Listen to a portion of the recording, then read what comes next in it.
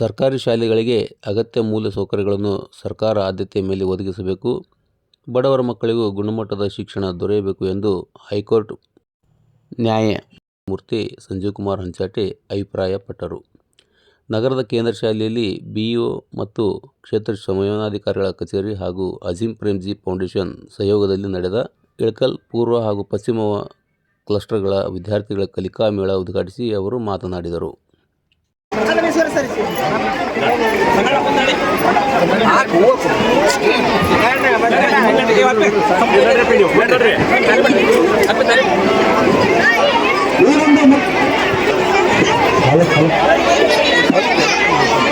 ಈ ಮಕ್ಕಳ ಕೈಕಾಫಲ ಆಡಳಿತ ಮೇಳ ಕಾರ್ಯಕ್ರಮಕ್ಕೆ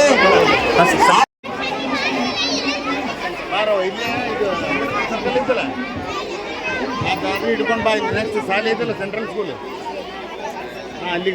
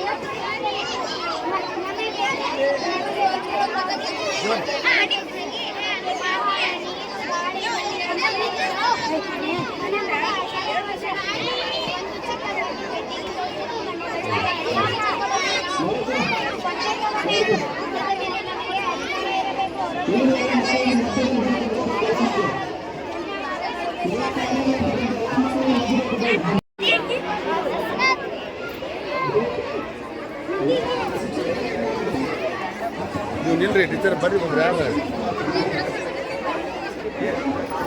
ನೋಡಿ, ಒಬ್ರು ಯಾರ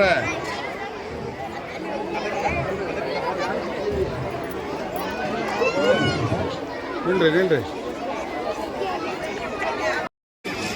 ನಾನು ಕೆಲವು ಖಾಸಗಿಗಳಿಂದ ಹೋಗಿದ್ದೆ, ನಾನು ಹೋಗ್ತಾ ಇರ್ತೇನೆ.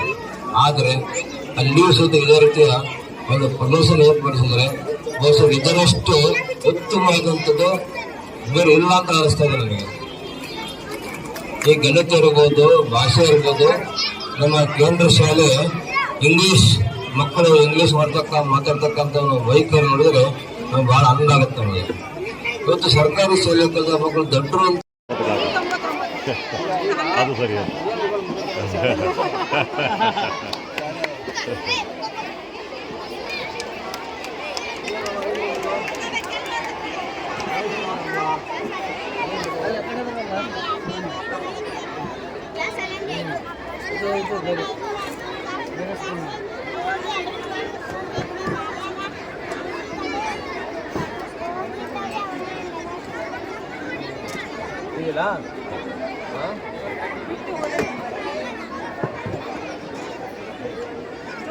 ನಂಬರ್ ಎಲ್ಲಿ ಬರ್ತದೆ ತೋರ್ಸಮ್ಮ.